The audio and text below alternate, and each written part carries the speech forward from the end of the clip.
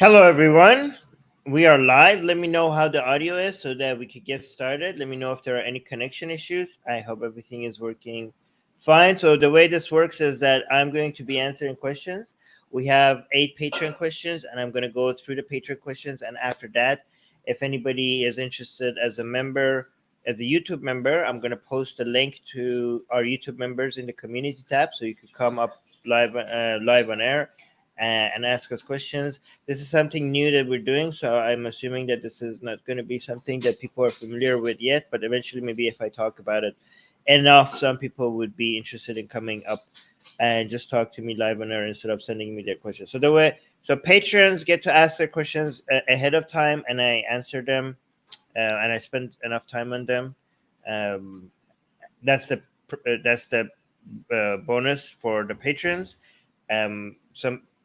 Sometimes people can't be here live with us, so they get to send their questions as a patron ahead of time. And YouTube members, what we have for them is that they can come and just talk to me face to face or just via audio. Anyway, so people are confirming that the audio is good. I have the patron questions lined up ready. Susanna, Music Guy, D, Secular Rarity. Hi, guys. So let's get started with the patron questions. Here's the first one. Okay, so Creation Slayer 3000 is saying, hello, in the Bible, when homosexuality is mentioned, to my knowledge, in all but one instance, it is specifically talking about male to male sexual acts.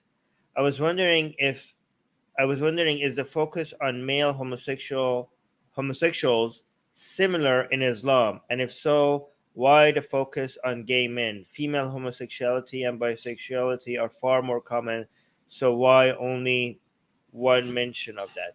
Yeah, it's also the same in Islam. The focus is on male homosexuality. I do think there are some references to female homosexuality and obviously condemned as well.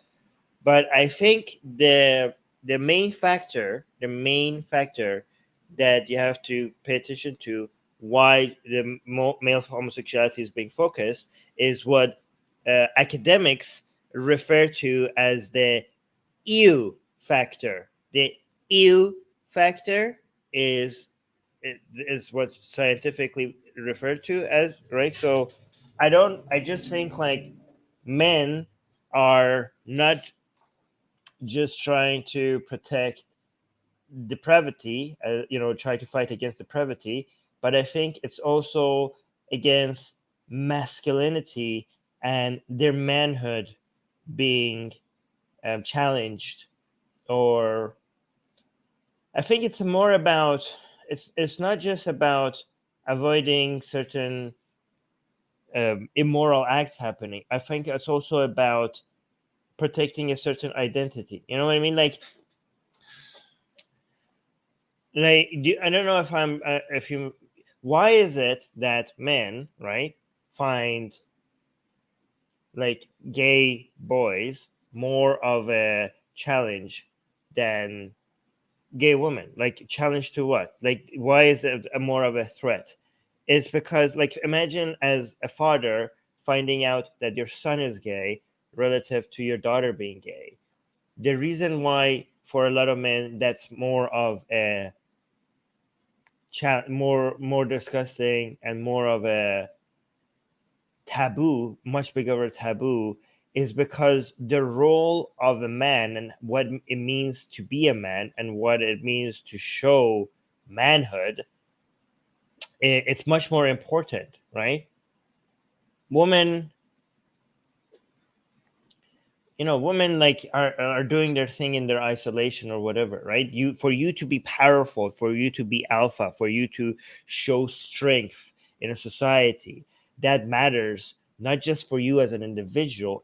Makes them, it's a big deal for the entire clan or the tribe or the family, right? Your entire strength and the position of the tribe that you belong to, it's being challenged if you're not manly enough, if you're not, if you're not as manly as you can be, like, or as alpha as you can be, right? So you're basically, it's not just you're taking everybody down with you, right? You're bringing the whole family or the entire on. This is how honor all of a sudden plays a bigger role. But this is also, somewhat biological, right? There's a reason why people have more of a disgust feel if you're not gay towards their sons being gay than their daughters being gay. You know what I mean? I'm not saying they would approve of that. I'm just saying there's a more of a gut reaction towards that because, well, I don't know if it's I don't want to. The biological aspect of it, I don't want to emphasize that, right? But I just think this has this meme of the strong male protecting the rest of the family has some, utility to it historically, right? I mean, we don't need it. We don't need it anymore. When I say it has utility, I'm not trying to excuse it. Obviously, these are dangerous, right? But that's what I think. I think it's more protecting manhood and protecting masculinity is much bigger, much more of an issue.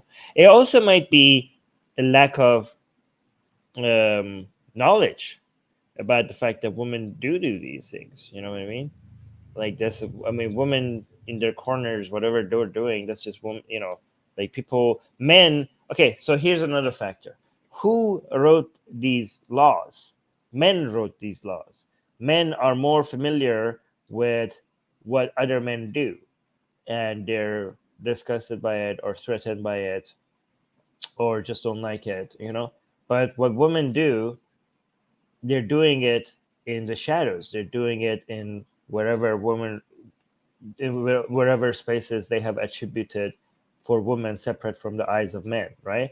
So a lot of men, especially back then, they didn't even know women. They didn't even think much about women's sexuality, women or woman choice, or what women want. Women are just something you use.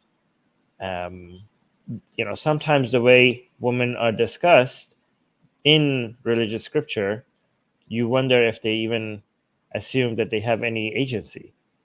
So that could also be a factor. Again, none of these are black and white. There are many factors. I'm just addressing a whole bunch of them that I could think of, but I'm sure there's a lot more to it than that.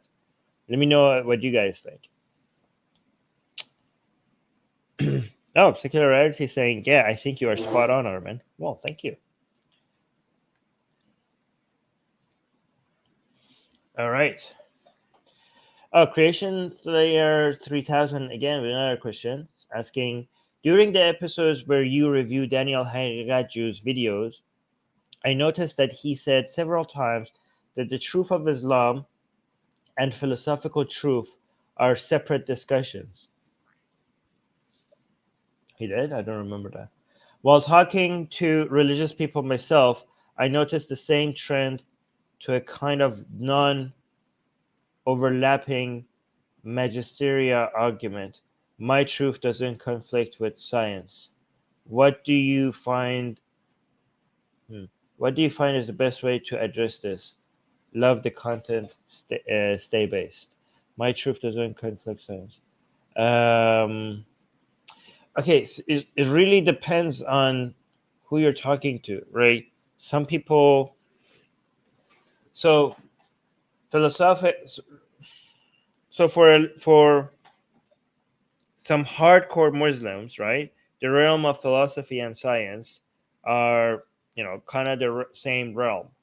They're basically out of the realm of revelation and humans trying to come to conclusions with their own understanding, with their own tools, whether it be philosophy or science, right? So I think those are the type of Muslims you're talking about, because we do have other types of Muslims who also believe that no, not the philosophy and science, that is not a separate realm from the realm of revelation or the realm of religion. In fact, our religion, Islam, is a religion that you come to if you do your philosophy and science right, everything points to God, everything points to Allah, right?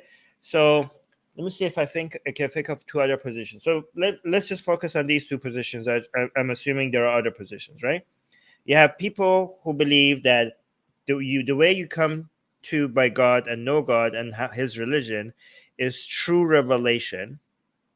Okay, and science and philosophy you do not bring science and philosophy to this realm. Okay, but it doesn't mean that science and philosophy are useless.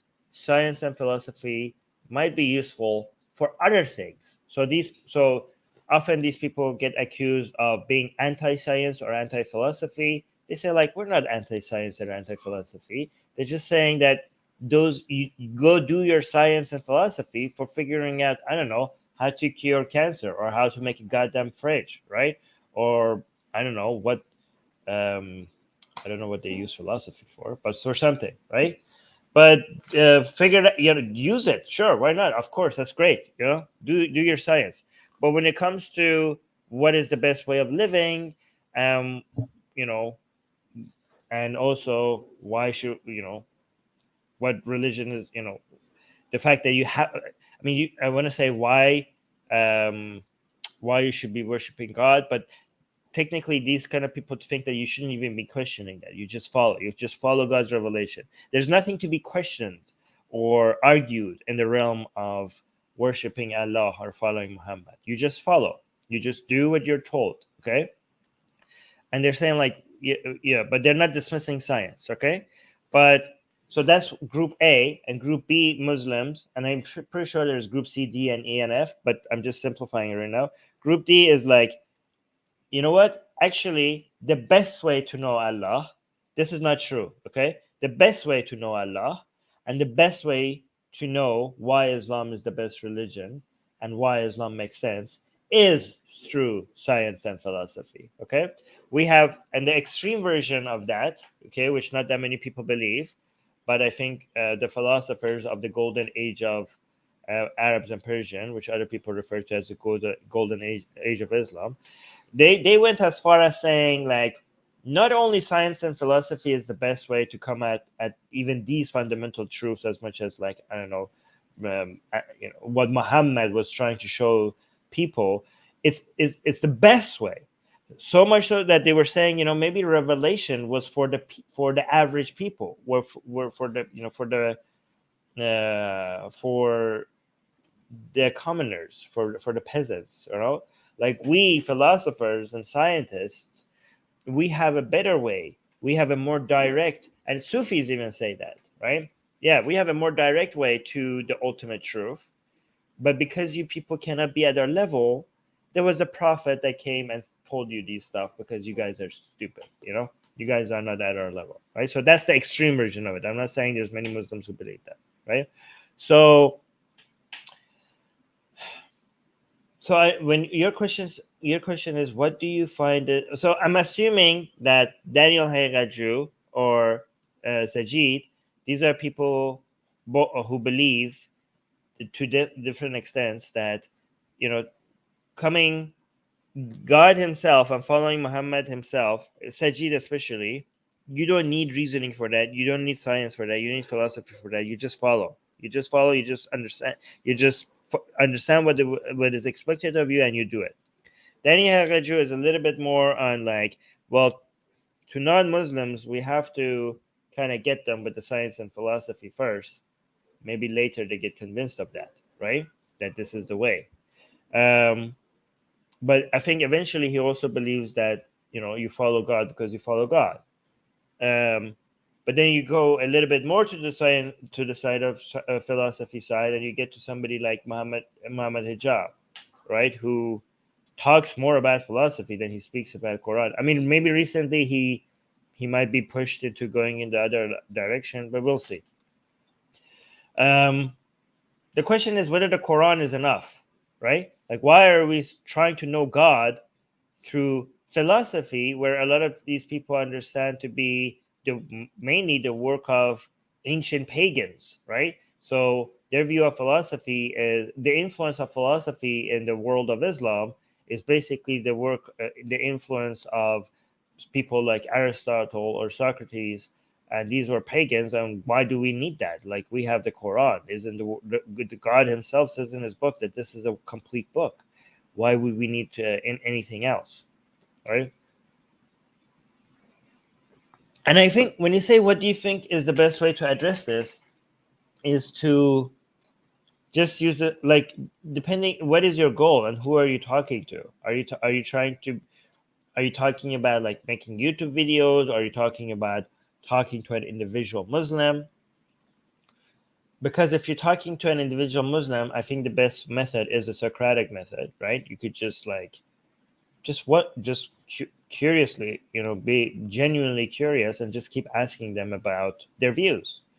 And instead of you arguing against them, you get them to do philosophy without them realize that they're doing philosophy, because you're just asking questions, and now they are trying to a lot of people are interested in telling you what their views are. And if you ask why, any answer to that question, why, will require them to do philosophy, even if they don't call it philosophy. So you bring in philosophy through the back door by simply asking them why they believe what they believe in, even if they're allergic to it, right? That's how I think it's the best way to do it, right? But when it comes to making content, what is the best way to do it is what you have to realize is that the mass majority of Muslims have not built very well structured, just like not just Muslims, the vast majority of people haven't thought these things through to that level of detail to understand in their own mind where they put all of these things and what the barriers are or what the limits are. And even if they have introduced the limits, the limits are not as hard as maybe some people that we see, like Daniel Hagaju. Like, they have thought about these things to a great level of detail, and they have decided where things are, right? But given that the vast majority of the Muslims, even if they have thought about these things, it's not as hard of a rule as you might think it is. But just so they might be, even if they think like, I don't know, this is not the realm of philosophy or science or inquiry or whatever, but they will still might be curious to watching your content, right? So you just put the content out there, and you just hope that you reach as many people as you can, or as few as people as you can, and just like no, I mean, even if you reach a few amount of people, maybe it's effective. You know what I mean? So you just do what you do based on your personality and based on what works with you. And I don't think like you need to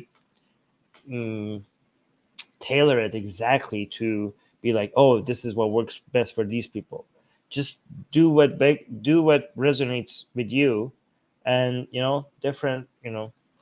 there's so many different people that are being affected by so many different things that you can't really pre-design that. Many people doing their own thing, eventually some of it works, some of it doesn't. You know what I mean? These are not things that you could plan. Secular Rarity is saying philosophy through the back door sounds kind of hot. You guys are all of you here, everybody who watches me is a pervert. And I'm proud of you guys for it.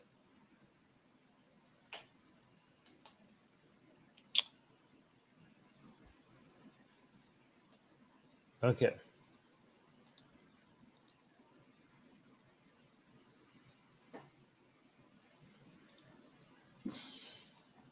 Okay. Rob is asking, as I'm sure you're aware, there has been debate on whether or not the Quran was preserved. What does preserved mean in this context? Is this referring to all the pages, verses of the Quran being physically preserved in one book? It could be proven. It could be proven that the Quran was not preserved. Would this cause? If it could be proven that the Quran was not preserved, would this cause most Muslims to seriously question their faith in Islam? Oh my. Okay, so this is such a big topic. Okay. All right. So The Quran being preserved means different things to different people. I could first tell you what it was meant to me as a child, as it was told to us in schools in Iran, and how that's absolutely wrong, by the way, right? Even based on Islamic standards, that's wrong, right?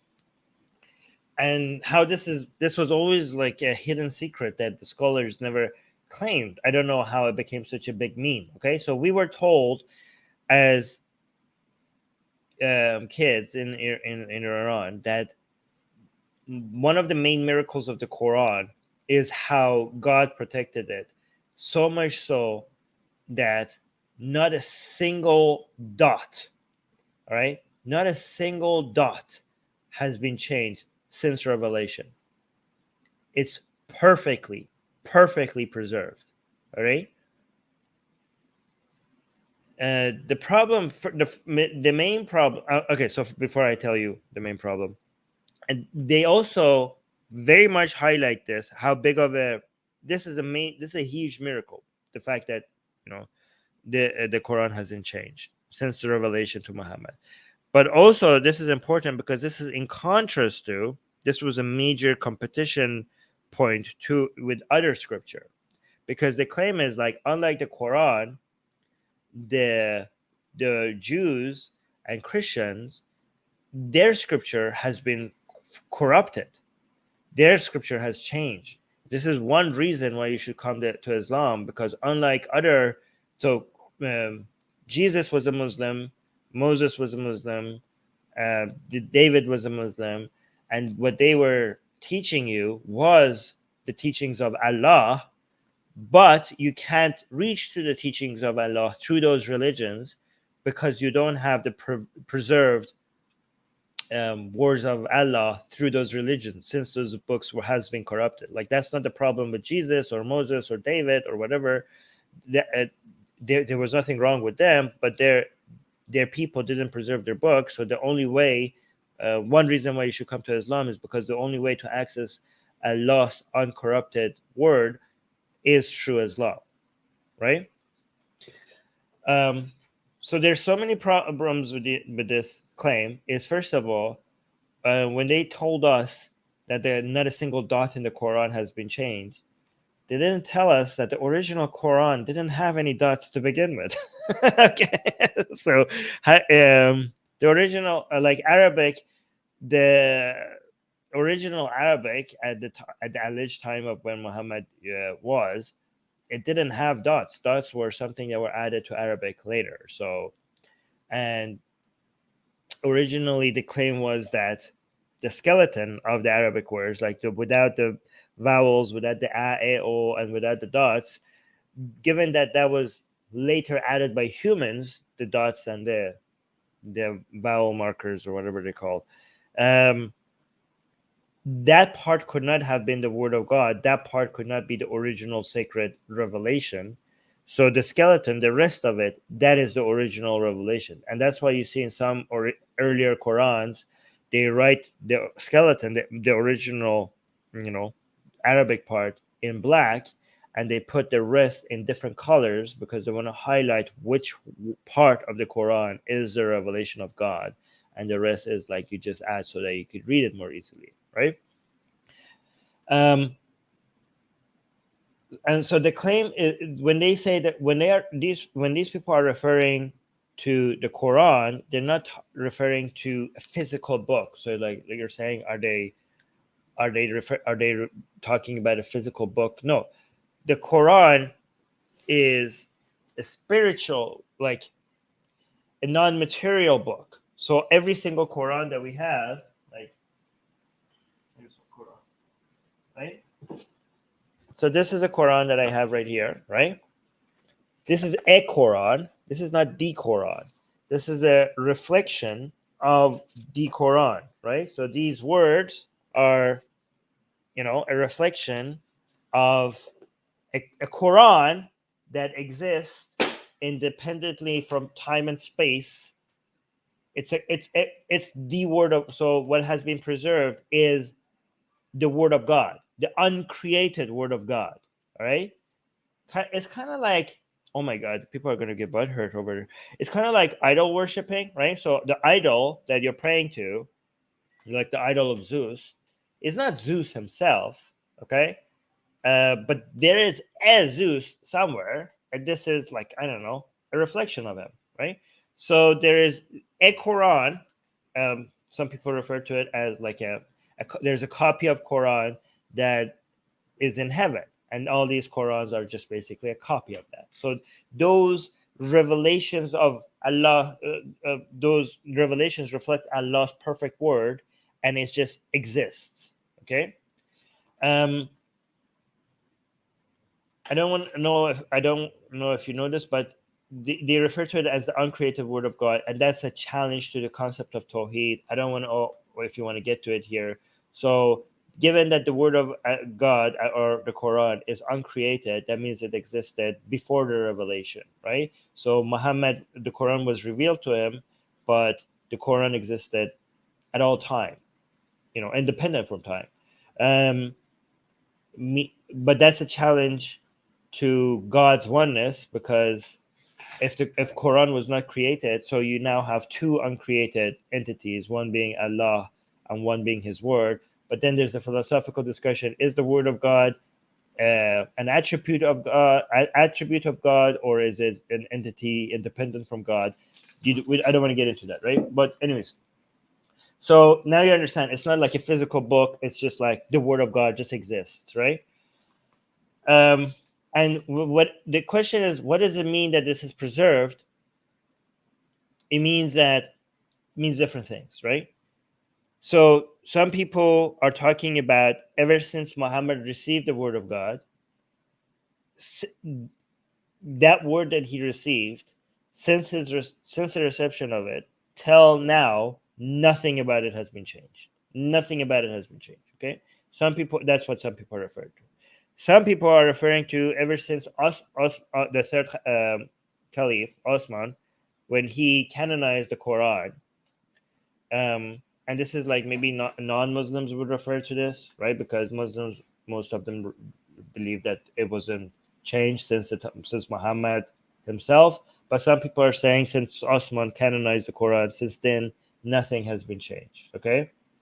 And obviously, some people say that it's not since the revelation, it's not since Osman's canonization of the Quran, it's since ever, right? It's since the Quran existed always. So since the beginning of time itself, the Quran hasn't been changed, right? And there's a fourth one I think we should talk to as well, is when non-Islamic scholars or even Islamic scholars. Okay, so let me actually tell you. Many Muslim scholars knew that this is not true, right? Because they've been studying the Quran and they knew that the Quran has been changed throughout Islamic history, right? They have access to a whole bunch of different transcripts of the Quran, and they know it has been changed. But this was kind of like an open secret that if people looked into it, they could have found out. But they let the meme of Quran being preserved perfectly just grow out of control to the point that it became a miracle, and they just didn't stop it from spreading. But it became such a fundamental claim of a miracle that it is true that if many Muslims find out that this is not true, it could cause some serious doubt about all the other claims in Islam, because this was such a fundamental claim. So again, the fourth claim by many non-Islamic scholars is that the Quran has been preserved, but when they say preserved, they mean something else than when Muslims say preserved, okay? Because it's true that it has been very impressive the way the Quran has been preserved. It is true relative to other scripture. There are changes, but the changes are very limited, and based on secular standards, it's very, very well preserved. But you have to understand that when these secular scholars say the Quran has been very well preserved, many Muslims don't like hearing that, because you would think that, oh, that's a 0.1 for Islam. Oh, that's great. Oh, so that, look, the secular scholars are confirming that the Quran has been very well preserved. But very well preserved means not absolutely preserved, not perfectly preserved, just very, very well preserved. And that's a big no-no. They don't want to, that's a main. I don't know if people understand how big of a hit this is to Islam because of how important of a claim it was for the Quran to be perfectly preserved, right?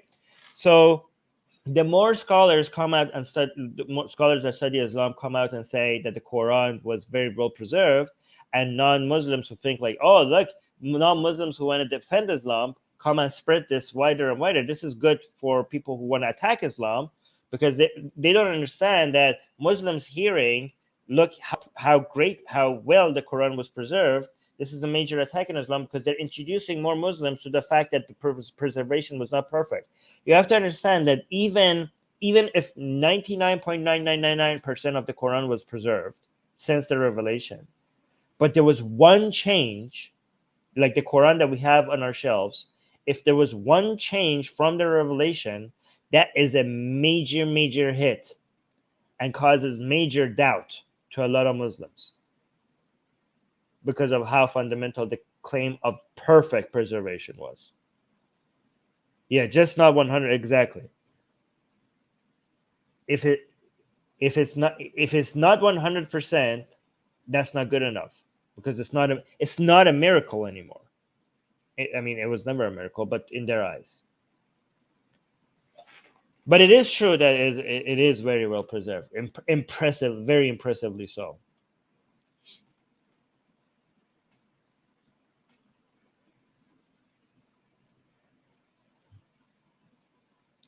D is saying if created outside of time and space, it really shouldn't matter to us who who are confined by time and space. It's for over there. It's for the upside down world. Let's see.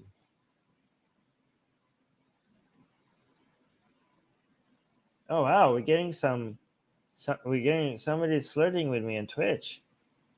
Somebody on Twitch is saying, "Hi, cutie," and then, "Where are you from?" Hey, okay, good. This is good.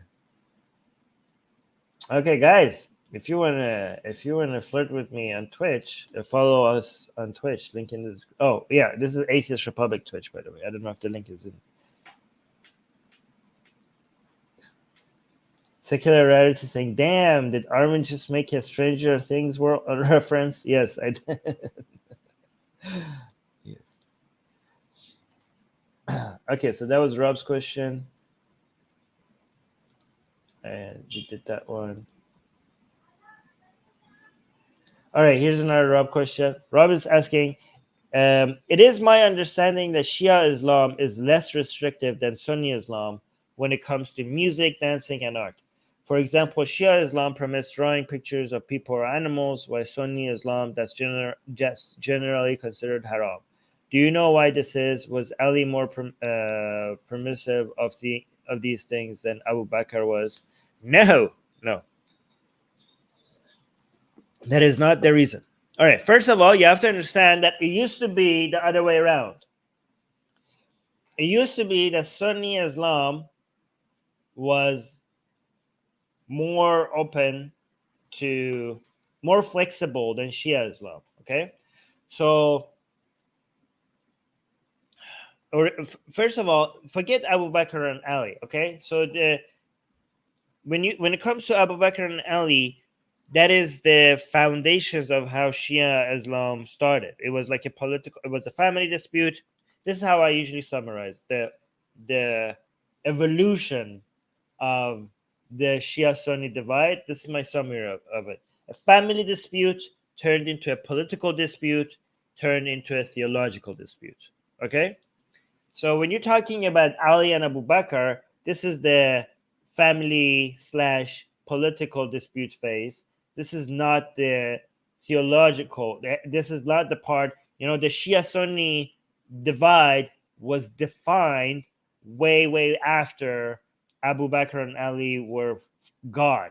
At that point, there were no at the time of Ali and Abu Bakr, there were no Shias and Sunnis. There were like people who agreed with Ali and people who agreed with Abu Bakr or whatever, right?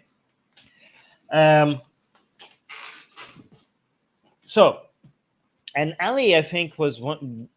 Okay, I don't know about this. This is my Shia bias showing.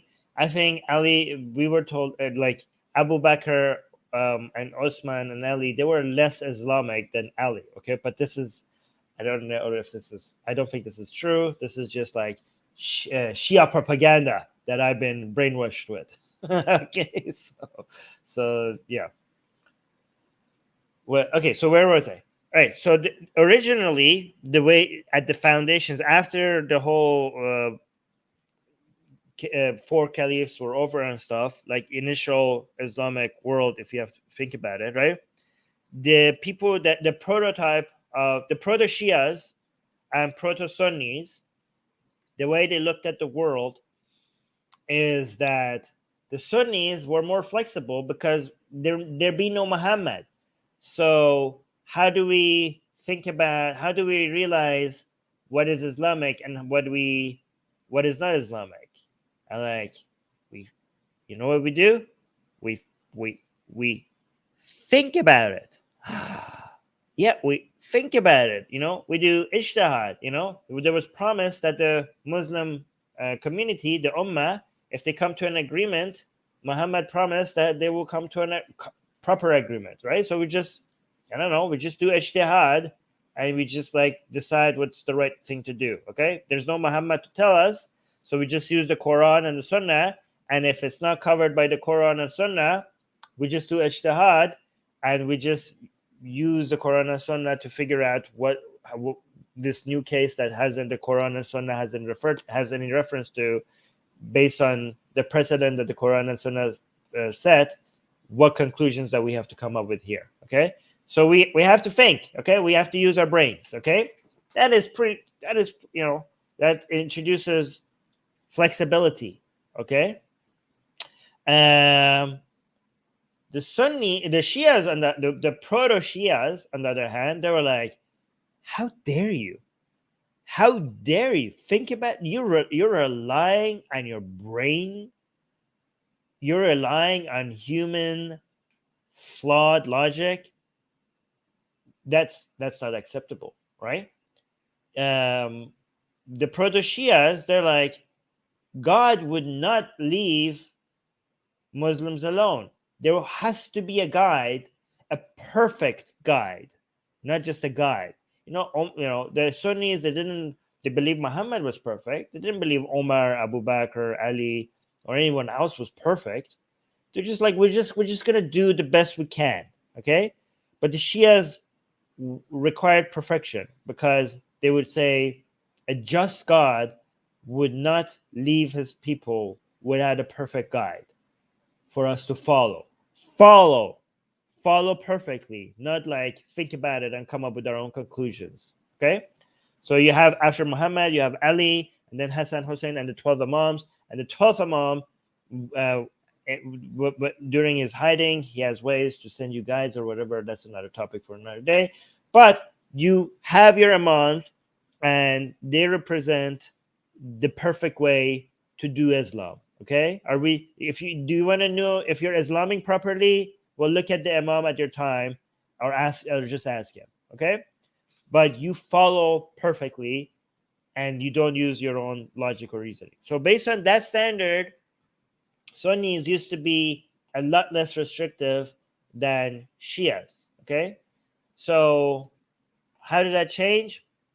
The way it changed is that the Sunnis decided to close the doors of ijtihad at some point. I don't know when that happened. I don't remember. I read this. I think maybe it was around the year 1000. I'm not sure. Okay, but they decided like, okay, we did enough ijtihad. So we did so much ijtihad that we probably covered everything, and we need to. And people be crazying with this, people are like coming up with all sorts of crazy nonsense, and this is too much innovation. Okay, I think we should like just canonize everything that we have come up with, and be like, okay, we have answered everything that could be questioned. Okay, anything that like that people could be wondering about the right way of doing, we have covered it so well that we should not let innovation or bid'ah anymore. And from now on, we will close the door of ijtihad, and we have an acceptable model for everybody to follow.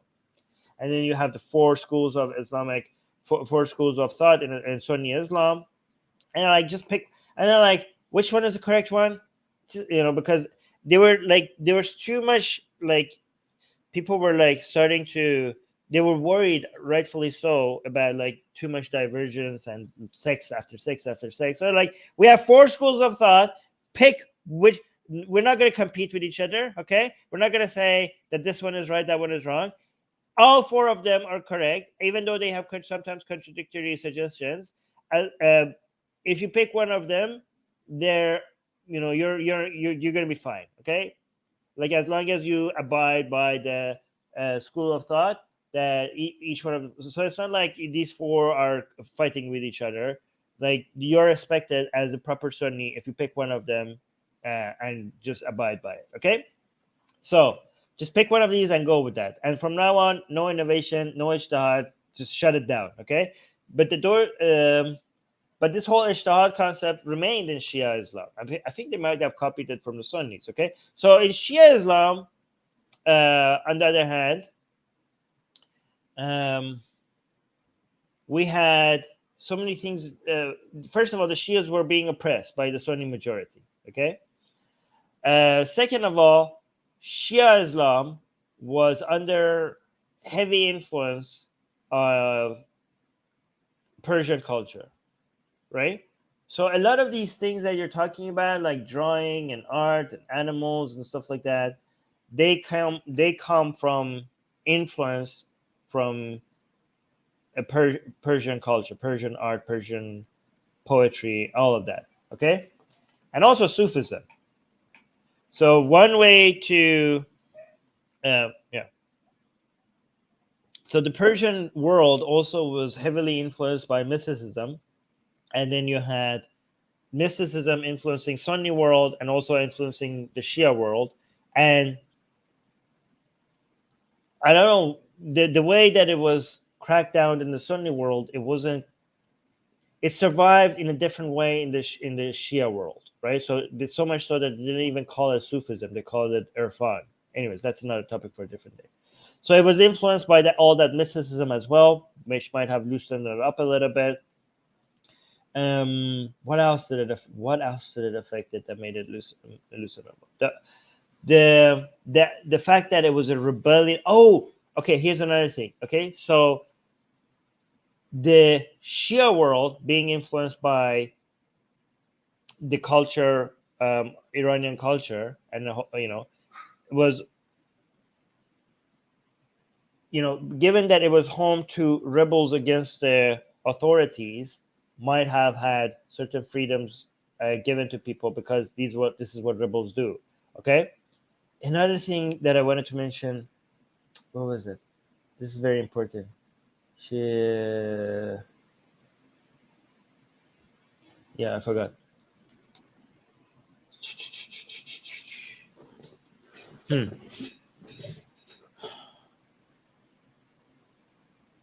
Oh, yeah, never mind that. Was Ali more permissive? Generally considered haram. This is the most important thing. Last one. Okay. One of the most important things that happened in the history of Shia Islam is quite recent, and the recency of it might make people consider it not as important, right? Because we don't realize how significant of a change in the world we are witnessing until like maybe a couple hundred years after it, right? But Khomeinism was not, or like the Vilayat al-Faqih version of Shia Islam, which happened in 1979 through the Islamic Revolution, was not just a structural change into the Shia world, right? Like when it comes to a structural political change in the Shia world, where the whole concept of, hey, you need to have a representative of God on earth, even in Imams, when the Mahdi, when the 12th Imam is God, you need to have that always in some way or form. That has been taken to its extreme, so much so that they introduced the Velayat Faqih as a representative of God on earth when the Mahdi is gone, right? So it's not just a structural political change; it was also a theological change. Okay, so Khomeinism, unlike what you are suggesting, which is common in Shia Islam, Khomeini himself was more in line, kind of contradictory, both with Sufism, but also with a more strict version of Islam that is more that that is more associated with Sunni Islam, right? So the idea of, there's so many things that in Islam, under Shia Islam is permissible, under Sunni Islam is not permissible, but Khomeini agreed more with the Sunnis than the Shias, right? So that restrictiveness was being reintroduced to Shia Islam through Khomeinism, but at the same time Sufism, which the Orthodox Sunnis do not like, which I would say has failed. Okay, so Khomeinism was anti-nationalism, anti-art, anti a lot of these things that they do in Ashura Taswa. Like, a lot of people in Iran don't know how much Khomeini was against all of that. Like, they're making, a lot of things that Khomeini and Sunnis would agree on, they consider to be superstition in Shia Islam. Like, a lot of Shias that are very, very, very, very religious, they would think that, I don't know, the Ayatollah Khomeini they are on the side of Khomeini, but they don't know how much Khomeini would hate what they're doing, how much bid'ah and how much innovation and how much non-Islamic stuff Khomeini would consider them to be doing. Something they would assume that it will come from a Wahhabi, not from a Shia Muslim, right?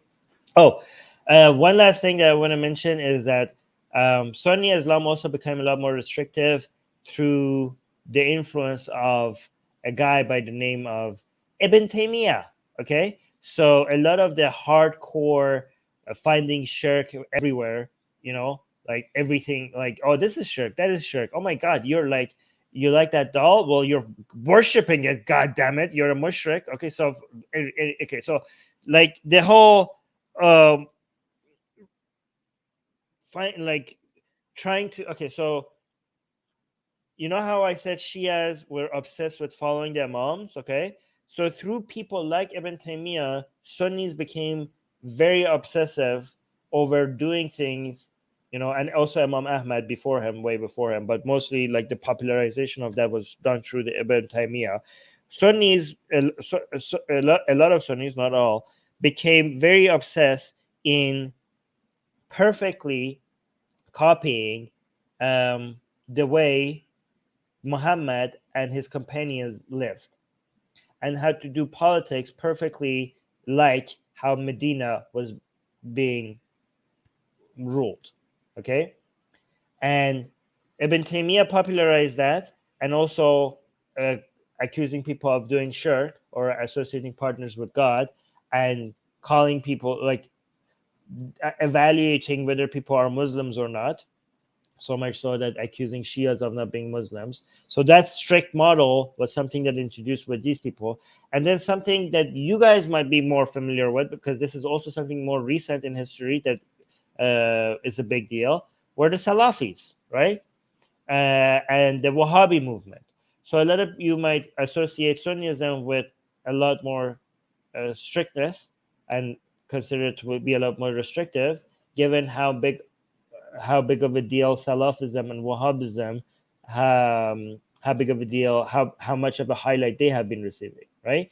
And again, these are people who have been influenced by Ibn Taymiyyah way of looking at Islam, right? So you had, if you want to look at it in order, you had Imam Ahmad, and then you had Ibn Taymiyyah, and the most recently aggressive version of that is Wahhabism or Salafism, right? And given how big of a highlight they get in Islam, we associate Sunni Islam with a lot more restrictive teaching. Okay, but I would assume that this is what one main reason is that this is what gets coverage in the news.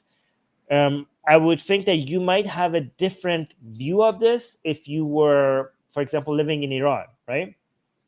So even today, somebody might have a complete opposite view of you, Rob, if they were living in Iran, like as somebody who's living under tyranny of a Shia regime and looking at all the rules. They're like, just until recently, until Taliban came into power, Iran was the only country in the world where wearing the hijab is mandatory, right?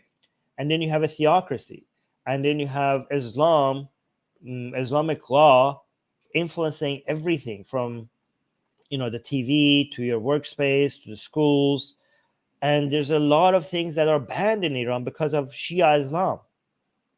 And then you look at Sunni countries, and then you notice like Tunisia, and you notice like Jordan, or you notice like UAE and Kuwait. And you're like, these people are living semi-Western lives with a lot of liberties that we don't enjoy. These are Sunni countries, and they're like, women are just walking the streets with their hair showing, and then like they're going, they're like watching American movies without like that much of a censorship.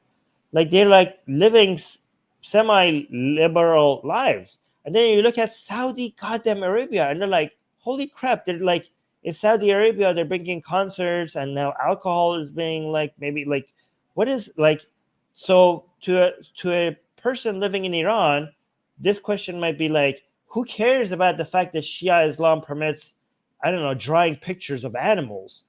Like, we can't live like that's like we are extremely limited under Shia Islam, and Muslims in Sunni countries are living semi-liberal lives, so they might have a completely different view of this from their perspective. Okay, so it really depends on how you look at all of this. But yeah, that would be their view. Does that make sense?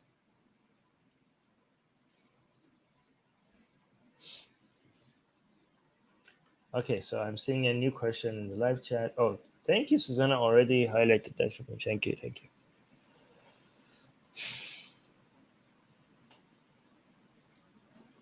All right. I think I really did good with this question. Like this question, I have given you so many different angles to look at this, and I'm really impressed with myself of how many different elements I considered with this specific question. Yes, Susanna saying, yeah, I really like the detailed explanation, Armin. Oh, thank you. All right, so here's the next question. Mo is asking, what do you do when Iranian communists support the Ayatollahs because they enjoy the strong position against the tyranny of Americans? Well, okay, it's not just the communists. There's also some. Okay, so it depends on which communists you're talking about. Okay, so I think you're talking about Western communists. So, unlike Western communists, Iranian communists right now very much hate the Ayatollah, aggressively so. Okay, however, the communists have a habit of supporting tyrants who oppose Western countries because they're anti-imperialist, and I think that's the answer, right? Communists are supporting Ayatollahs, many communists, not all of them, because Ayatollahs are against the United States, and that's based in communist books, no matter who's doing it. Again, not all are communists, okay? I think that's the short answer is right there. If you're anti the big evil that is the United States, the greatest force for imperialism in the world in their eyes, then given that that is the biggest evil that we all have to deal with, we could ignore all the other things that we don't like about you. So I think that's the way they look at it. That, anti-US, that's good enough. That's what. Again, I there are some communists that hate that about other communists. Like, this is like communist infighting. Like I've seen so many communists who are like, "Why are you supporting the Ayatollahs? These people are horrible. This is what not, you know. If you look at it through the Iranian eyes, these people be the bourgeoisie, right? Like we can't just support just because when bourgeoisies fight each other, we can't support one of them against the other one. Like we have to be for the working class people everywhere, including in Iran. So the working class people in Iran are suffering because of the Ayatollahs. So why are you supporting the Ayatollahs? You know, so saying being anti-US is not good enough. So again, communists, this is some communists against other communists, right? However, I do want to say as bad as aggressively the communists in Iran right now are today against the Ayatollahs, the communists are arguably the reason why Ayatollahs are in power today, because before the Ayatollahs turned on them, they supported the Ayatollahs getting into power.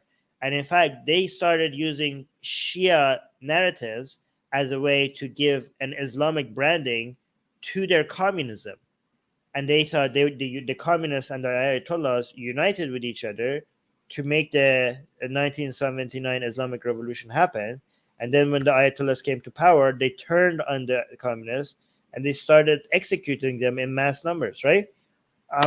I don't know why this seems to be a common theme, like a cycle in Middle East. You know, I don't, you know, so many times you see communists and Islamists help each other. Islamists come into power. Islamists turn on the communists. I don't know why that happened so many times. What is it with communists and or far leftists and Islam that they start, and even in some more minor forms of it, it's not just communists. Like some far leftists, they're like, we're gonna support the Muslims, and then they succeed, and the Muslims all of a sudden like, by the way, we're not very fond of this and this and this, and the communists were like, wait, what? We thought you guys were cool, right? And now they're having a divorce. It just keeps happening. I don't know why this seems to be like a cycle.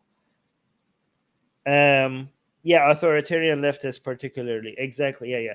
I think it's just it's not just communists who like the Ayatollahs. I think authoritarians, when they are, it's because we're winning, boys. It's modernity. Modernity is bringing the tyrants together. Okay, this is what's happening. Okay, when the areas of influence of tyranny in the past 100 years or so has been closing in. I don't know, in the past 10, 20 years, though, it seems like it's making a comeback. But overall, in the past 200 years, let's say, the modernity and secularism and democracy has been growing and growing and growing. And tyrants who used to be against each other maybe are finding allies within each other because there's a bigger threat. There's a bigger threat, and that's modernity. You know, that's secularism. That's democracy. And I think they're and you could see, okay, so the force of illiberalism are finding each other and working each other against a bigger threat, and that might be in a very aggressive way, as in tyrants finding tyrants, or like communists finding ayatollahs and working with each other, or it could be in a more minor way, as in Islamists finding conservatives and then be like, hey, these liberals, they're coming for our families, so I don't like your Islam, you know, you don't like my Christianity, but these liberals, right? And this is basically kind of what Daniel Henraju is doing right now. So, and again, this unity is not just with far leftists; it's also with far right elements. So you might notice like Islam is getting closer to far left, but it's basically getting closer. They often find allies with everybody who is not a liberal. That might be a right-wing, far right conservative, or might be a far left tanky. It might be a far left tanky. Okay, what they all share with is that they hate us liberals, and given that liberals are dominating, they work with each other. This is why Daniel Hagaju keeps focusing more on, instead of less on promoting Islam, more on fighting liberalism and modernity, and trying to unite with conservative Christians and conservative Hindus and everybody. Like, hey guys, we conservatives. And also, if you notice, Daniel Hagaju, not only he likes right-wing conservatives and Republicans and right-wing Christians, he also likes. He doesn't want to talk about Islam much. He wants to show the highlights, the agreements. But then Hagaju is a perfect example, because a lot of his narratives also comes from communist and leftist critique of modernity. So he's picking from all sides to build his narrative against liberals and modernity. It's very interesting.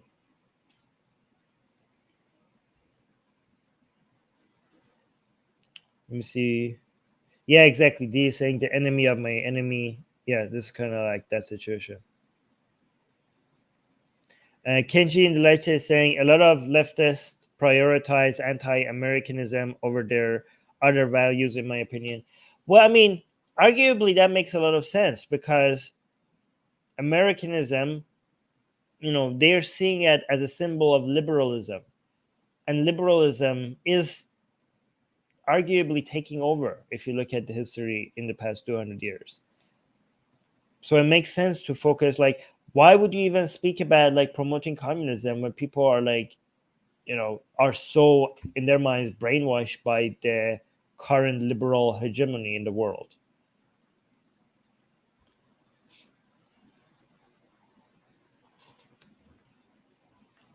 Okay, let's start this comment. All right, next question. Mo is saying, is Khamenei an evil genius or a sociopath? What's his psychology? Okay, I don't know. I'm not a psychologist, so I don't know if I could tell you that, but it is possible that through power, it's very possible, it's probable that through all the power that he has been given to him, his mindset about his role and who he is has changed. Okay, because if you look at how Khamenei was somebody that Khomeini told him that he doesn't even understand what Velayat Faqih is. Imagine how insulting that is. The person that is in charge of everything that is Velayat Faqih today in Iran was told by the founder of Velayat Faqih that he doesn't understand Velayat Faqih. Okay? That must have been such an insult. And Khamenei was a person that when he was appointed as the supreme leader in Iran, the first thing that he said was that you have to cry blood for a nation that I am the leader of. That was the first thing he said. All right. And then when also you have to understand that when he came to power, he was kind of appointed by Rafsanjani, who became the president at that time. And at that time, their supreme leader was not supposed to have been, I think, in Rafsanjani's mind, a very serious position anymore after Khomeini's death. Okay, so the president was the end of the main figure that was supposed to rule the country, and that's why the president Rafsanjani made himself the president. Okay, and put Khamenei, somebody that he thought probably that he could control, in the position of the supreme leader. Okay, but the miscalculation of Rafsanjani. So I'm just thinking, at that time, Khamenei probably didn't think much of himself, especially because he himself was somebody who highlighted that he doesn't have the credentials required to be a supreme leader. He even pointed out a whole bunch of other people that, from a religious perspective, had much higher credentials than him that would have been a much better fit for a supreme leader, right? But that was exactly why I think Rafsanjani made him the supreme leader, because being aware of how low he is, Rafsanjani thought that, I could just take this away from you. You know you don't deserve this. I know you don't deserve this.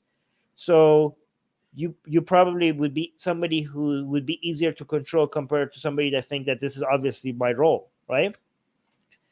But what happened is that the Constitution of Iran for some reason, gave Khamenei a whole bunch of roles, I think, left over by Khomeini, that Khamenei just realized, like, hey, I have a lot more power given to me through Constitution. And through the backing of the IRGC, Khamenei all of a sudden became not just a supreme religious leader, but a supreme everything leader. So I think the way that they wanted to structure this is that, Khamenei, you be the head of religious things, and I be the head of actual things. How about that? Okay, you be the Pope of Iran, and I be the president of Iran. Okay, you do the realm of ma'naviyat and like religious and like spiritual things, and I rule the country. Like, how about that? Okay, but then Khamenei had access to the IRGC, and the IRGC was the head of so he became the head of the armed forces. And you're like, hey, okay, you're in charge. Well, I control all the guns, and the guy who controls all the guns, Rafsanjani soon realized that he controls everything. Because Rafsanjani had this weird idea that Iran could even move towards a model that it doesn't even have a strong military. He wanted to be like, Rafsanjani was somebody who wanted to do thought that he could eventually have better relationships with other countries and bring economic development, and through that you will have security and armed forces. For some weird reason, he thought that it's not that important. Okay, but Khamenei through Khamenei's time. So through Khomeini's time, before Khamenei, the IRGC was supposed to be just an anti-coup force. That was something that Khomeini himself made it very clear as an element of the armed forces that is not supposed to be get involved into politics. Okay, but Khamenei was realized that this is the main lever that he has to pull. Made IRGC a lot bigger and a lot more influential and a lot more political and with hands everywhere. Than it originally was designed to have, right? So, and the IRGC through Khamenei, so this was a win-win situation. So IRGC looked at Khamenei like, okay, we could guarantee you more power, okay, and you could guarantee us more influence. Like we'll work with each other. You give us all this political influence and all this economic influence, and we'll grow the size of the IRGC relative to the other armed forces, which was Artesh. And you give us that, and you give us all this power of influence, and we make sure you, the supreme leader, are the supreme everything. And you're not just a supreme leader, you're like God's voice. You're like the words coming out of your mouth will become Islam as they exit your mouth. That's how big of a deal you become, okay? So they turned him to such a high degree of holiness that people, so they don't religiously, they can't say he's ma'asum. So ma'asum means like flawless, right? But he became so close to it that even recently a mullah came on TV and said that there's a 1 in a million chance that Khamenei could make a mistake. 1 in 1 million, I think he said that, or something, a big number. And he says the only reason why he even says that is because he would like to say 0. But the only reason why he says that because religiously his hands are tied, because the only people who can't make a mistake are the 14 Ma'asum, which is the 12 Imams and Fatima and Muhammad. Okay, so with other than nobody else you can make that claim, but nobody else. So that's why they are assigning a 1 to a million chance for Khamenei to make a mistake. But that's the position he has. And through the past through the past, I don't know, 30 years or so, Khamenei has been seeming to show that is believing all of this, right? Like he makes statements about God giving him a major responsibility, or certain other things that he says that he has. It's like he had a position of, oh my God, I'm nothing. These people are giving this power to me. I don't deserve it. What the fuck?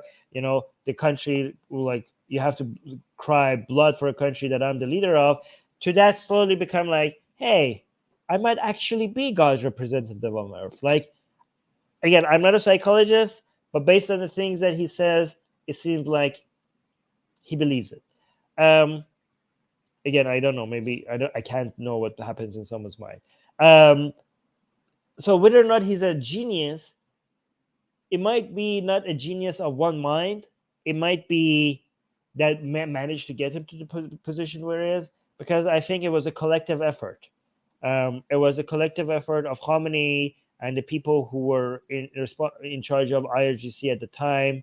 So I don't know if you could attribute. I do know that he's not a dummy. Okay, like, for him to be able to go to a position, and he eliminated his oppositions, and potentially including Rafsanjani. So if you guys don't know, Rafsanjani died in mysterious circumstances, and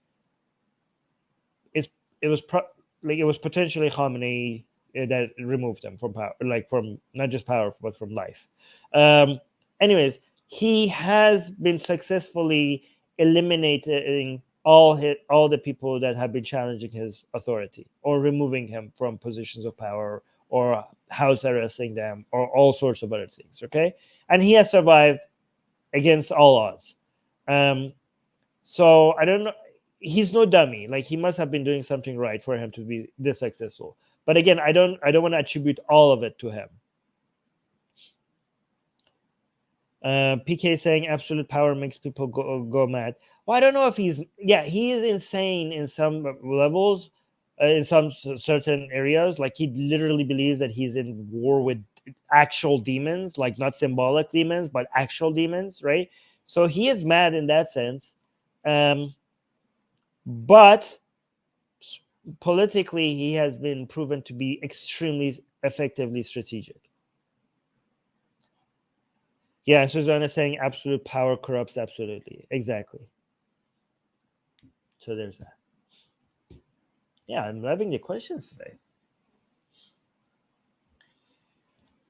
Gusale Kuchik on Patreon is asking, can you please give us a breakdown of the building collapse in Abadan? So for people who don't know, Abadan is a city in Iran, in the province of Khuzestan. So the question continues. There have been allegations of corruption leading to the strategy, but how that led to these deaths isn't clear. Also, what is your impression of the sustained protests that have been happening because of this, and the reaction from security forces? Okay, so there was a building that collapsed in Abadan, and a whole bunch of people died. And this has potentially been, I don't know, a tipping point for a lot of people. And there's so many different elements to this that brings everything together. I don't know how to even start talking about this. Okay, so the building collapsing is one example of many things that in Iran is going wrong. Because, like, if you follow the story closely, you can see it's such a perfect summary of the corruption that is happening in Iran in so many different ways. One, because there were so many reports warning about this building, and people promising that this building was going to collapse, and and the reports were ignored.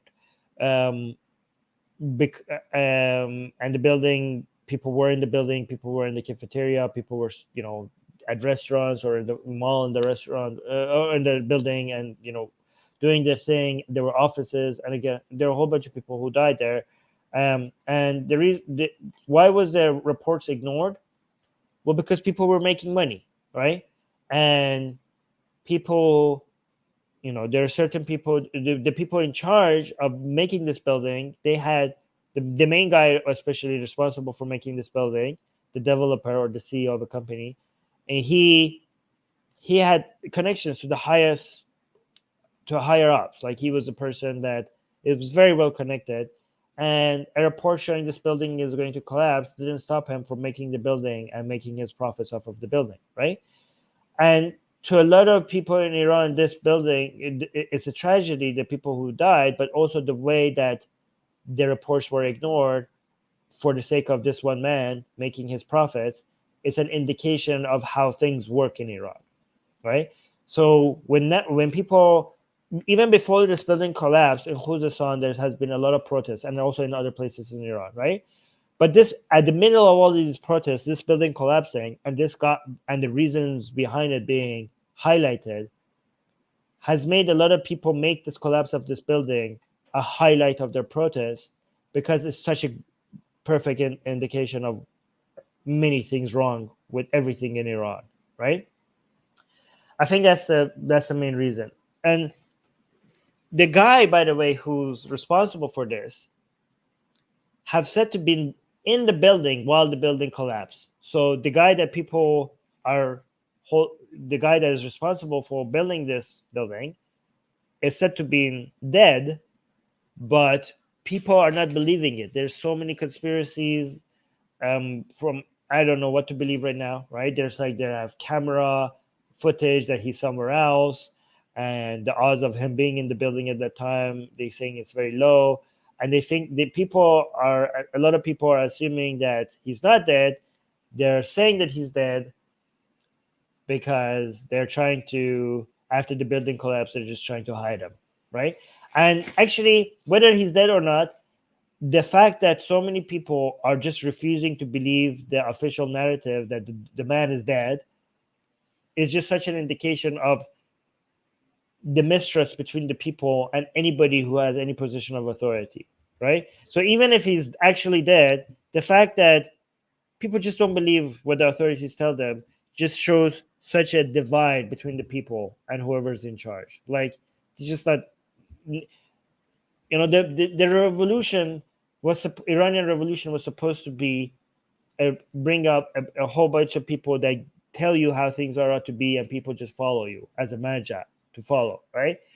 But not only that didn't happen, the divide is so big. Like, it's bigger than most countries. Like, I don't know, in other countries, like, oh, these politicians are lying, but maybe that one is good. Okay, this what they're telling us here is true.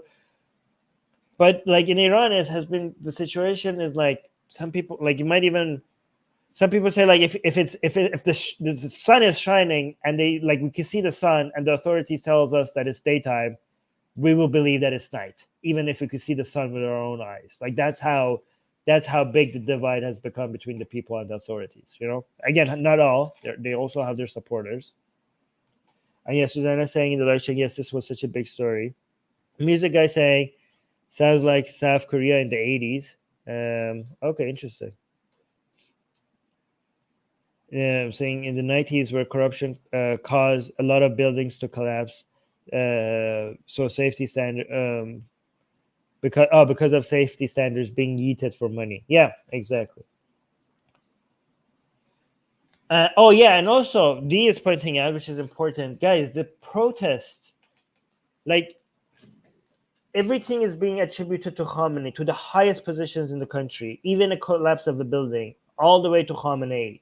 Like, because one thing you have to, so Khamenei has this game that he plays with the Iranian people, the supreme leader, is that he acts like he has authority when he would over everything, when he makes a command, like when he made a command for the vaccines not to enter Iran if they're made by United States or UK, and that caused a whole bunch of deaths, or when he demanded that you do this, or when he demanded that people stop when there was some corruption and people were trying to follow the corruption case, and Khamenei demanded for it to be stopped. Like, he just comes in and inserts himself in things that he shouldn't be able to insert himself based on his, and he just comes in and just things stops and things happen just because he wills it or he commands it, right?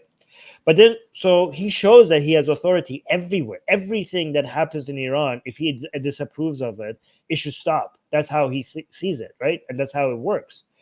But then when things go wrong, he comes and says like, oh, these authorities did something wrong. They didn't listen to me, or I can't do anything about it. These people doing their own thing. He basically, in every time something goes wrong, he makes it seem like he has no influence and there are other authorities and he only has his own role. And the presidency and the ministers, they're doing his thing, and he's doing his own thing separately, and they're working independently from him. And people think like this is Khamenei's trick.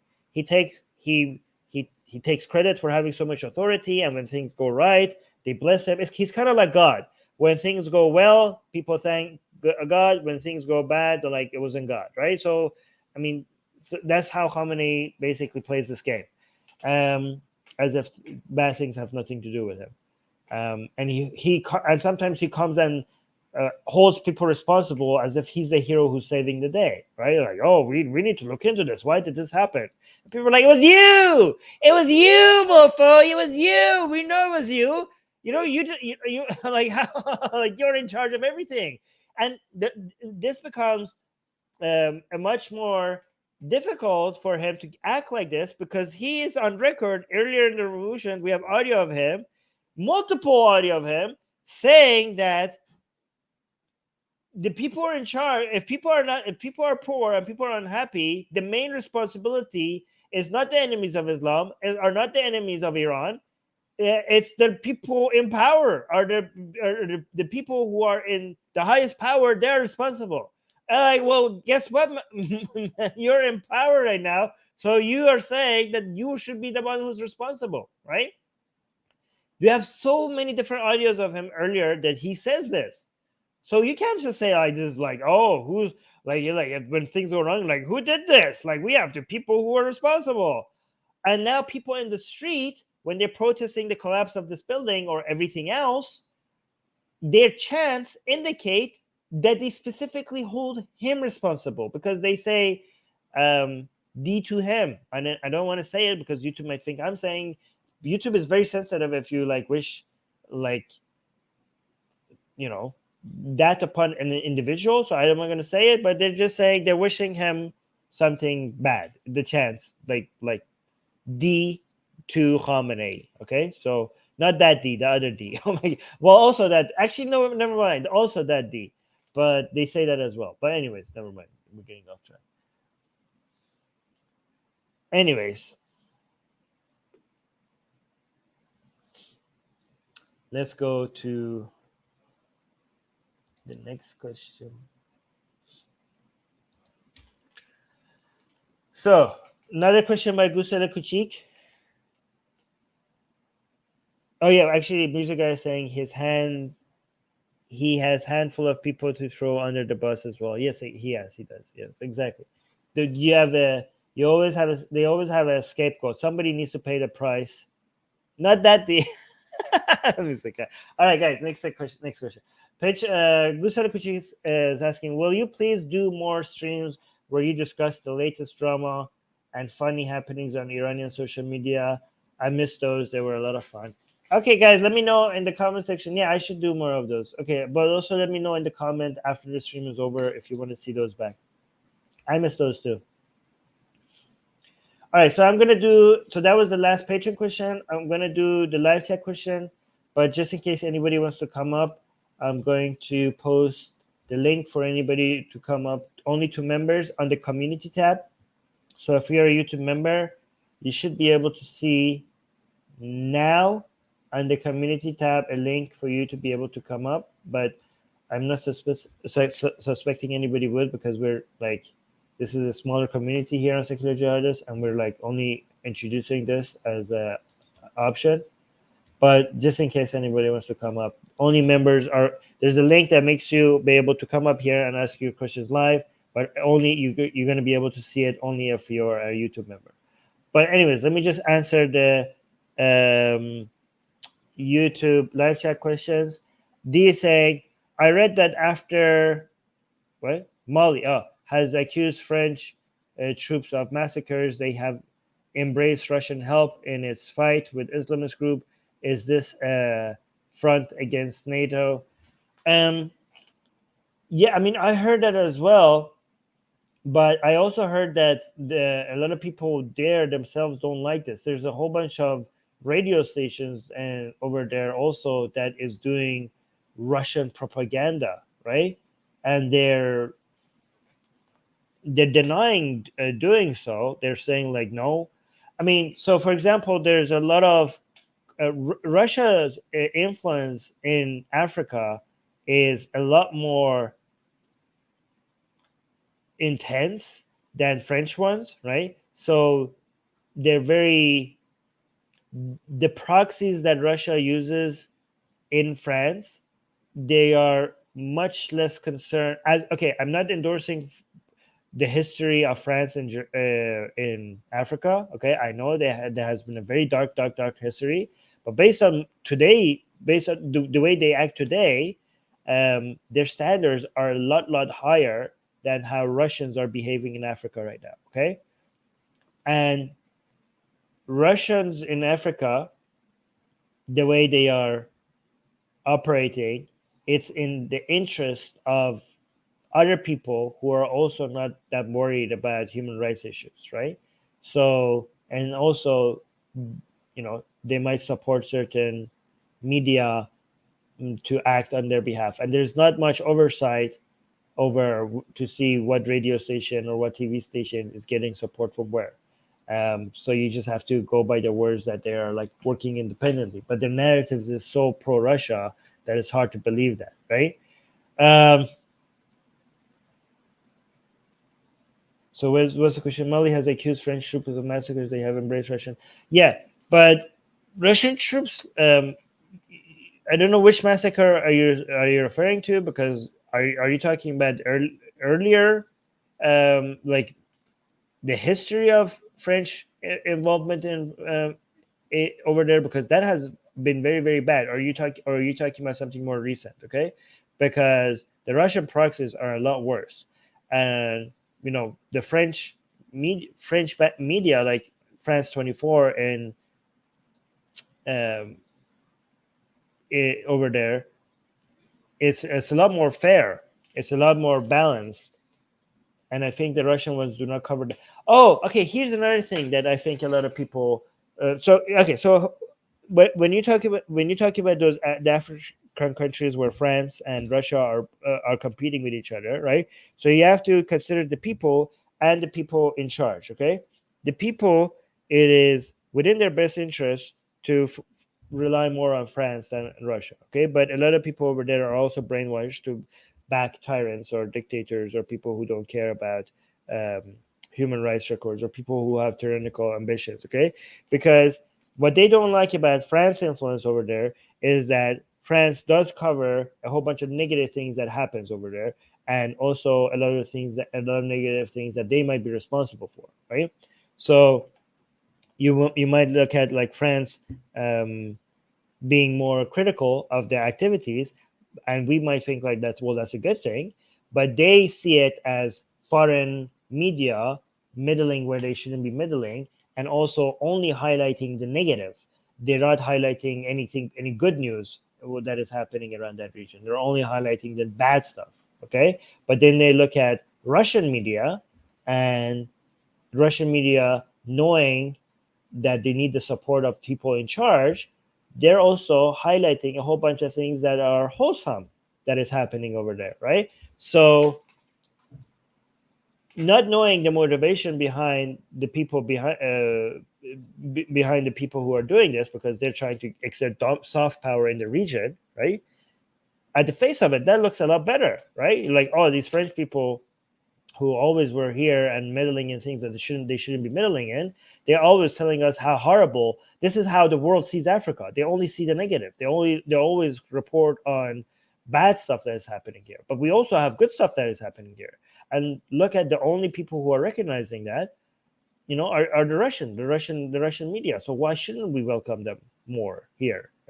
And all, but also the tyrants are like, the people who not the time the people who are in charge and are want to be less concerned with human rights or corruption. They're like, the Russian, if we get our backing, if we get our support from forces backed by Russia, it's going to be a lot easier for us to do what we want to do. So that's might be another reason why they consider that a better alternative. D is saying it seems like this anti-imperialist narrative is spreading to Russians' benefit.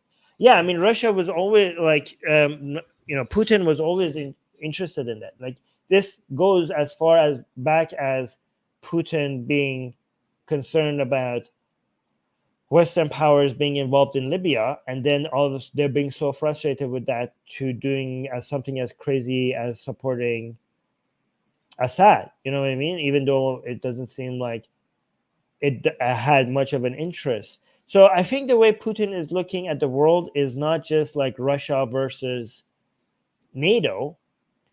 I think the way Putin is looking at the world is the forces of liberalism versus all things wholesome or conservative as they see it. You know what I mean? So for Putin, this is a global battle against darkness. This is why he wanted, and this darkness they call it. Some people call it imperialism. But some people call it like, a liberal world order, right? And I think he wants to fight it everywhere because he thinks that the whole world is being lost, and he thinks like Russia is the main force that is standing up to it. There's an unnatural liberal order that is taking over the world, and Russia is the main force that is standing up to it. That, if you think about it that way, that's the only way you could explain, like, Russia making, standing up for Assad, because it's just like it's standing up to these powers for the sake of standing up to these powers so they don't control everything everywhere. Beyond, it's not just about Russia, it's about saving the world. That's why, by the way, Putin says, he had a line. What was his line? He said that, what good is the world if there's no Russia? Like, what's the point of having a world if Russia is not a power within that world? Which is a very dangerous way to think about it, because technically, if it's not worth it, then you could and nuke the whole thing. Yeah, I don't know.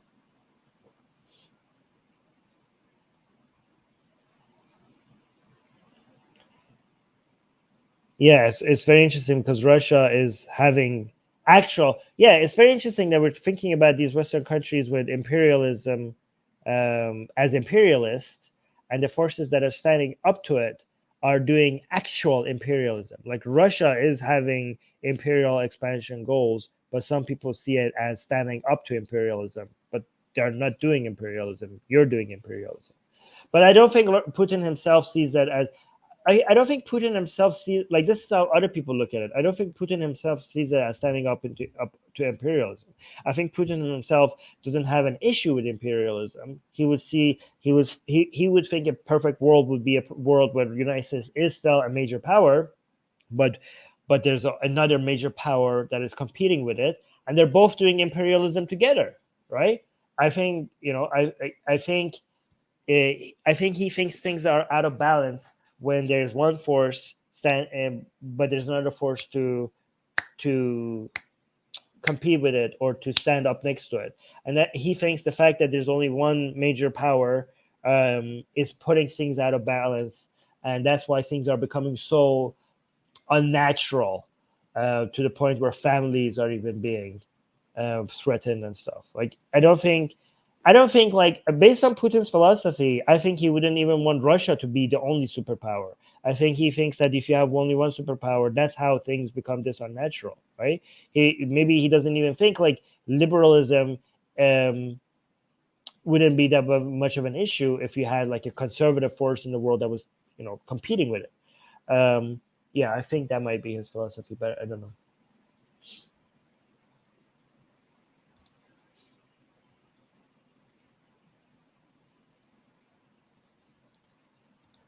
Okay, Kenji saying, do you all have any pride plans this year? I don't know. I'll check with my boss. Which is Susanna.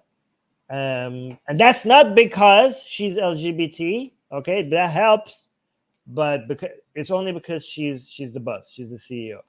Okay, but we don't do like, oh, you're LGBT, so you could get to the side. No, no, no, no. Okay, I'm kidding. But no, she's a Susanna's laughing in the live chat. Yeah, yeah. So I'll check with her. Yep, maybe. We should bring the gay Kaba back. I heard Vosh recently said the United States is heading towards a genocide of LGBT people. What are your thoughts on that? I don't know if that's what he actually said, but I don't think so. Nope, no. I don't think that's likely at all. I'm assuming he's being misrepresented here because that sounds like an insane thing to say. Did he actually say this? Because I don't. How? Wait, what's the indication? Where's the proof? I've seen him saying like there's something is going to happen. There's going to be a major like massacring of people. I don't know if it was specifically LGBT people, and his evidence for that seems to be like it has happened before, and people when it happened before, people didn't see it coming. But obviously, that's not a good reason for why it's going to happen this time. You need better reason for proving that it's very likely that it's going to happen again, more than hey, it happened before. Have you guys seen any other line of reasoning other than it happened before? Yeah. No, I'm assuming not. Oh yeah, Susanna is saying I remember him talking about mass violence against trans people or something like that. Yeah, I don't think genocide. I don't think he said genocide. I think he was like mass violence or something like that. But again, I don't think that's going to happen, especially in a country like the United States. There might be more violence, but like not to the point where there's like actual like a war or civil war in the streets. Like yeah, it's United States, so you could assume there's going to be violence, okay, and there might be even more violence, but nothing as close to anything that could be resembling. I'm pretty sure if there's an uptick in violence, that's going to be enough for people who make claims like this to assume that this proves that what they're saying is true. Again, I don't know if he's being misrepresented here. Okay, I just think like maybe I'm missing the reason, and maybe he's right and I'm wrong. Okay, but so far all the arguments I've seen has not been convincing for anything like this happening.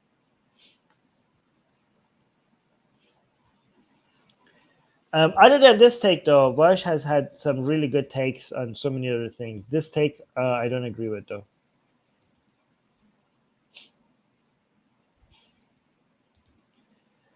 PK saying, "How does Iran economically survive with such heavy U.S. sanctions?" Um, it doesn't. I mean, okay, what do you mean by survive, though? Because it's going to be if the JCPOA doesn't go through, and things might get really, really ugly in Iran. So, I mean, survive. Um, I mean, it's going to like. What do you mean survive? So, I don't know what your definition of survive is, but I could tell you that with this U.S. sanctions, staying in place, and no hope if the JCPA doesn't go through, people are going to really, really suffer. So that's all I can say. I don't know what you mean by survive. Okay, here PK is clarifying. Even like Iran is still functioning, right? I mean, Somalia, like again, define functioning, okay? Because like Afghanistan is like functioning by some definitions of the word function. Like, what do you mean? Like, I mean, people will go through life. There will be jobs. People will be working. The place, your more fridges are going to be empty. More people are not going to be able to pay for their hospital bills. More people are going to lose their jobs. More people are going to be homeless. More people but things will happen. Like, it's not like it would be the end of the country. Like, there will still be an Iran. There will still be people living there and working, and there will be government jobs and other jobs, and some people will still have some money. I don't know. Again, I don't really know what functioning means. Like, yeah, kind of. It will continue. It will continue. Life will become more miserable, but it will continue. It will not, like, it wouldn't be the end of Iran, I think.